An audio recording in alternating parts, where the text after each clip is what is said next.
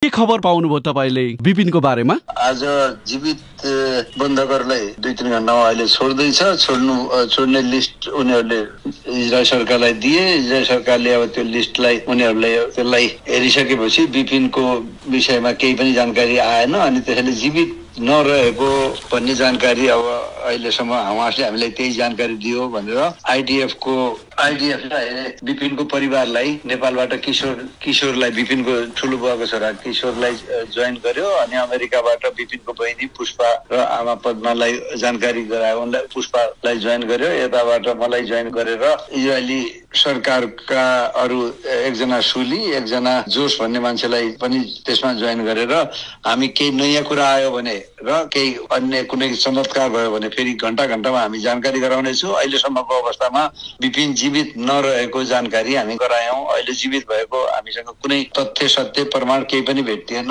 जीवितहरू हस्तान्तरण भइसकेपछि मृतकहरूको सम्बन्धमा पनि जसको उपलब्ध छ तिनको लास अझै बेलुका आउन सक्छ, तर त्यसमा काम भइरहेको छ। कतिखेर आउँछ अहिले भन्न सक्दैन र त्यसमध्ये पनि कतिपयको लास नै उपलब्ध नभएको हुनाले त्यसको खोजी कार्यमा हामीहरू लागिराखेका छौँ। हामी अहिले फिल्डमै छौँ, त्यसकारण अपरेसन त्यो फिल्डमै भएको हुनाले त्योभन्दा बढी अहिले जानकारी अरू केही छैन।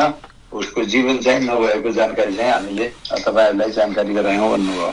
भनेपछि इजरायलको तर्फबाट विपिन जोशी न मृतकको सूचीमा न जीवितको सूचीमा कतै पनि नभएको भनेर उनीहरूले स्पष्ट रूपमा भने। जीवितको सूचीमा नभएको हमासले हामीलाई दिएको जानकारी अनुसार जीवितको सूचीमा नभएको, मृत्यु मध्ये पनि जस्तै उपलब्ध डेड बडी भएको छ कि छैन त्यो विषयमा पनि अहिलेसम्म जानकारी पक्का नभएको र मृतकहरू मध्ये पनि केहीको डेड बडी उपलब्ध नभएको हुनाले त्यो भरे मृतकहरू हस्तान्तरण गरिसकेपछि कसको उपलब्ध हुन्छ कसको उपलब्ध हुँदैन त्यसपछि मात्र भन्न सकिने भयो हुनाले अहिले हामी त्यो विषयमा केही भन्न सक्दैनौँ। यो विषयमा तपाईसँगै विपिनको परिवारलाई पनि आजै जानकारी गरायो इजरायलले, हैन त? विपिनको परिवार नेपालबाट अमेरिका भएको उसको विपिनको बहिनी अनि भर्खरै अहिले तपाईँले अहिले कुरा गर्नुभन्दा मैले 3-4 मिनट अगाडि त्यो भिडियो कन्फरेन्स कल राखेको। विपिन जोशी जीवित रहेको कुनै संकेत नपाएको भनेर स्पष्ट रूपमा जीवित रहेको कुनै संकेत नरहेको हमासले दिएको जानकारी भएको हुनाले मृत्यु भएको, तर मृत्यु भए पनि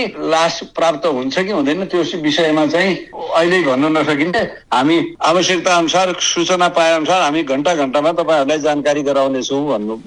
यो जानकारी गराउने चाहिँ बन्धक मामिला हेर्ने प्रधानमन्त्री कार्यालयले हो, मुख्य जानकारी दिने आइडिएफले हो, तर प्रधानमन्त्री कार्यालय र परराष्ट्र मन्त्रालयका मान्छेहरू पनि त्यहाँ उपस्थित हुन्छन्। तपाईँलाई पनि जानकारी गराउने अहिले चाहिँ आइडिएफ मार्फतै हो कि? हो, मुख्य जानकारी दिने काम चाहिँ आइडिएफकै हो। पहिले जुन भिडियो बनाएको थियो नि तपाईँले हेर्नु भएको थियो त्यो पनि आइडिएफले बनाएको हो। पहिले बनाएको जुन भिडियो रिलिज भएको थियो। अहिले इजरायलको स्थानीय समय अनुसार ठ्याक्क कति बजेतिर यो जानकारी गराइएको हो तपाईँहरूलाई?